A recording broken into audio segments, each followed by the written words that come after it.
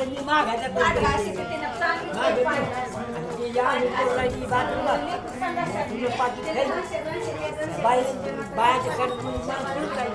बाहेर आणले बायाचे म्हणजे बायाचं संडास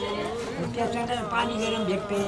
तुम्ही या करू तुम्ही तिथं राहताय का हो का